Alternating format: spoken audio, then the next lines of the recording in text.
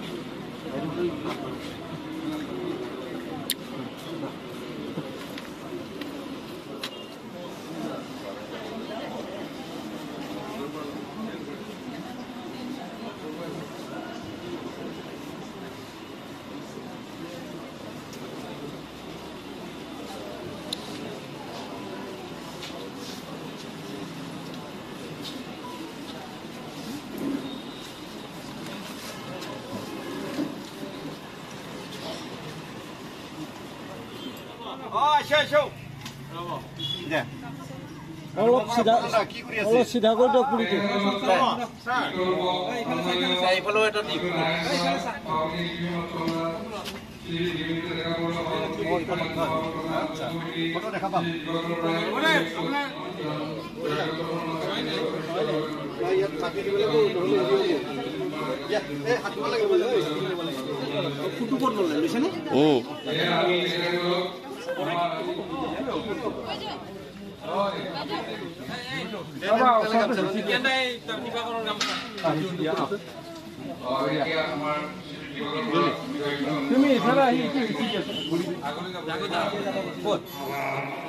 সমিতিৰ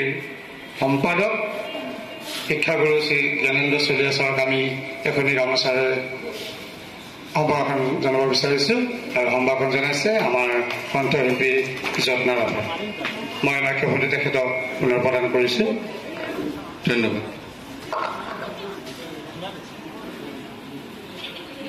আমাৰ আন এগৰাকী উদাকণ্ঠ ডক্টৰ ভূপেন হাজৰিকা স্মৃতি সমিতিৰ উপদেষ্টা সন্মানীয় প্ৰজাপতি ডাঙৰীয়াই ভাষণ ৰাখিব আমাৰ গোটেইকেইজনৰ হয় নহয়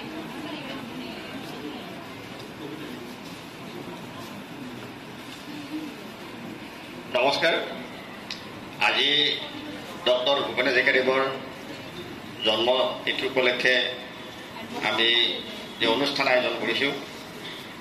এই অনুষ্ঠানত উপস্থিত থকা মানে সকলো ধৰণৰ আমাৰ ভূপেন্দ্ৰ প্ৰেমিক ব্যক্তিসকল তাৰে ভিতৰত প্ৰথম মই শ্ৰদ্ধা নিবেদন কৰিছোঁ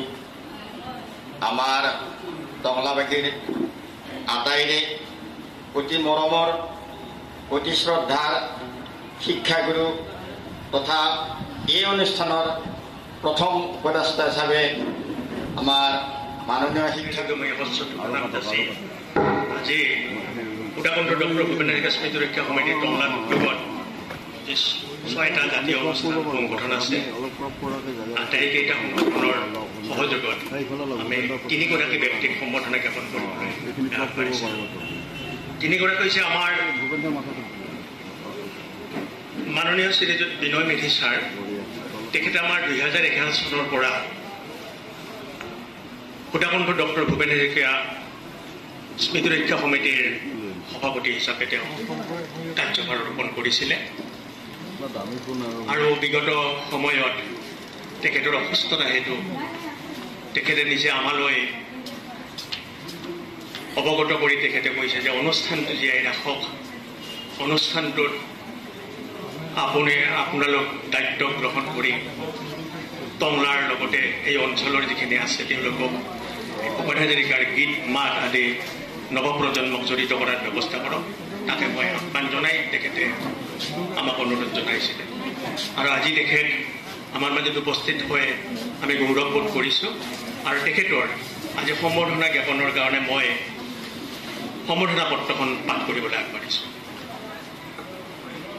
সুধাকণ্ঠ ডক্টৰ ভূপেন হাজৰিকা স্মৃতি ৰক্ষা সমিতি টংলাৰ উদ্যোগত টংলা সাহিত্য সভা, সাংস্কৃতিক মহাসভা অসম, ওদালগুৰি জিলা সমিতি, টংলা আঞ্চলিক সমিতি, শিল্পী সমাজ টংলা আৰু north Darrang senior secondary school টংলাৰ সহযোগত ভাৰতৰত্ন ডক্টৰ ভূপেন হাজৰিকাদেৱৰ জন্ম শতবাৰ্ষিকী উদযাপন স্থান north Darrang senior secondary school Tangla, তাৰিখ 8 ছেপ্টেম্বৰ 2025 খ্ৰীষ্টাব্দ সোমবাৰ। বিশিষ্ট শিল্পী, শিক্ষাবিদ, সাহিত্য সংস্কৃতি অনুৰাগী মাননীয় শ্ৰী বিনয় কুমাৰ মেধিদেৱলৈ সম্বৰ্ধনা পত্ৰ। হে সুন্দৰৰ পূজাৰী, বিশ্ব বৰেণ্য মহান শিল্পী ভাৰতৰত্ন ডক্টৰ ভূপেন হাজৰিকাদেৱৰ জন্ম শতবাৰ্ষিকী উদযাপনৰ আজিৰ এই শুভ মুহূৰ্তত আপোনালৈ যাচিছোঁ আমাৰ আন্তৰিক শুভেচ্ছা আৰু অভিনন্দন। জীৱনৰ প্ৰতি মুহূৰ্তত সুন্দৰতাৰে সমৃদ্ধ হোৱা আপোনাৰ জীৱনৰ বৰ্ণিল পৰিক্ৰমাক সন্মান জনাই আজি সুধাকণ্ঠ ডক্টৰ ভূপেন হাজৰিকা স্মৃতি ৰক্ষা সমিতি টংলাৰ প্ৰতিষ্ঠাপক সভাপতি, টংলা সাহিত্য সভাৰ প্ৰাক্তন সভাপতি হিচাপে আপুনি যোগোৱা অৱদানৰ বাবে আপোনাক শ্ৰদ্ধাৰে প্ৰদান কৰিছোঁ এই সম্বৰ্ধনা পত্ৰ। গুৰুৰ স্থানত থাকি শিক্ষা প্ৰদানৰ দৰে এটি মহান উদ্দেশ্য সাৰোগত কৰি অগ্ৰসৰ হোৱা আপোনাৰ জীৱন চৰ্চাত উদ্ভাসিত হৈছে সৃষ্টিৰ ঐকান্তিক সাধনা, শিক্ষা, সাহিত্য, সংস্কৃতিৰ সাধনা আৰু অভিজ্ঞতাৰ অনবদ্য অৱদানেৰে গঢ়ি উঠিছে আপোনাৰ বৰ্ণময় জীৱনৰ আধাৰশিলা। সুন্দৰৰ এই পৃথিৱীখনত আমাৰ সমাজখনক দিয়া আপোনাৰ অৱদান সদায় চিৰস্মৰণীয় হৈ ৰ'ব। হে সুদৃঢ় অনুপম, বিগত দিনৰ সোণোৱালী দিনবোৰত আপোনাৰ আত্মিক গৰিমা, নান্দনিক চেতনা, অন্তৰৰ একনিষ্ঠতাই সমাজক অনেক সমৃদ্ধ কৰিলে, যাৰ বাবে আমি সদায় ঋণী তথা কৃতজ্ঞ হৈ থাকিম। আপোনাৰ সৎ চিন্তাদৰ্শ আৰু কৰ্মাদৰ্শ আমাৰ অনাগত ভৱিষ্যতৰ বাবে পাথেয় হৈ ৰওক।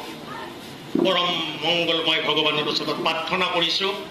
আপোনাক সুস্বাস্থ্য আৰু দীৰ্ঘায়ু প্ৰদান কৰক। এই শুভকামনাৰে শ্ৰদ্ধাৰে ডক্টৰ হৰিৰাম দাস সভাপতি, শ্ৰী ৰমণীকান্ত শৰ্মা সাধাৰণ সম্পাদক সুধাকণ্ঠ ডক্টৰ ভূপেন হাজৰিকা স্মৃতি ৰক্ষা সমিতি, শ্ৰী ৰূপৰেখা শৰ্মা অধ্যক্ষা north Darrang senior secondary school Tangla, Shri Ghateswar Barua সভাপতি, শ্যামল কুমাৰ দাস সম্পাদক টংলা সাহিত্য সভা, শ্ৰী নিবেদিতা ডেকা বৰুৱা সভাপতি, শ্ৰী যত্না ৰাভা সম্পাদক সাংস্কৃতিক মহাসভা টংলা আঞ্চলিক সমিতি, ডক্টৰ নাৰায়ণ বৰা সভাপতি, শ্ৰী বলেন্দ্ৰ চহৰীয়া সম্পাদক শিল্পী সমাজ টংলা, ডক্টৰ হৰিৰাম দাস সভাপতি, শ্ৰী জ্ঞানেন্দ্ৰ কুমাৰ চলিহা সাধাৰণ সম্পাদক সাংস্কৃতিক মহাসভা অসম ওদালগুৰি জিলা সমিতি। আমি এইখিনিয়ে সম্বৰ্ধনা পত্ৰখনে আপোনালোকক পাঠ কৰি শুনাম। বিষয়ববীয়াসকল, টংলা সাহিত্য সভাৰ বিষয়ববীয়াসকল, ডক্টৰ সুধাকণ্ঠ ভূপেন হাজৰিকাৰ স্মৃতি ৰক্ষা সমিতিৰ বিষয়ববীয়াসকল, আজি সুধাকণ্ঠ ভূপেন হাজৰিকাৰ জন্ম শতবাৰ্ষিকীত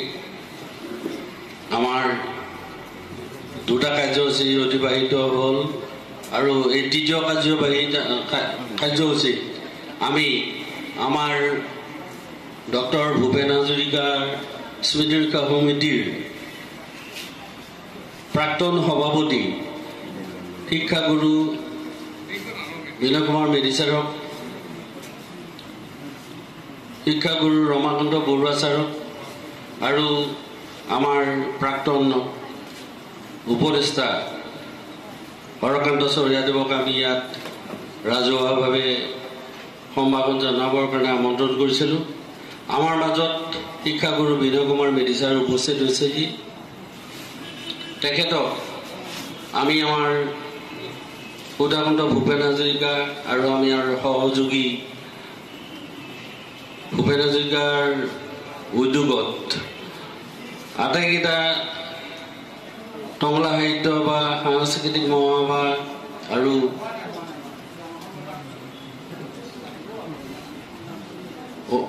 নৰ্থ দৰং মহাবিদ্যালয়ৰ তৰফৰ পৰা তেখেতসকলক আমি সম্বৰ্ধনা জনোৱাৰ অনুষ্ঠান এটা আয়োজন কৰিছোঁ। আমাৰ মাজত বাকী দুজন ব্যক্তি উপস্থিত হ'ব পৰা নাই শাৰীৰিক অসুস্থতাৰ কাৰণে। তেখেতসকলক আমি আমাৰ তৰফৰ পৰা ঘৰত গৈ হ'লেও আমি তেখেতসকলক সম্বৰ্ধনা আমি জনাম। আমাৰ সৌভাগ্য আমাৰ মাজত আমাৰ প্ৰাক্তন সভাপতি শ্ৰীযুত বিনয় কুমাৰ মেধি ছাৰ উপস্থিত হৈছেহি। তেখেতক আমি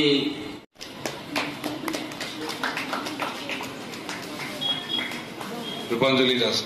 আমাৰ এগৰাকী সদস্য। ইয়াৰ পিছত চেলেঞ্জ চাদৰখন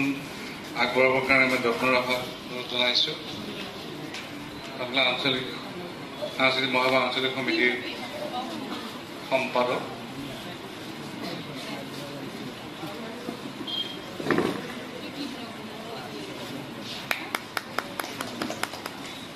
আৰু তেখেতৰ ওপৰত আমাৰ সন্মানীয় ডক্টৰ হৰিৰাম দাসে এইখন অৰ্পণ কৰিছে, পাঠ কৰি দিয়া যিখন আমাৰ সমৰ্থন পত্ৰ।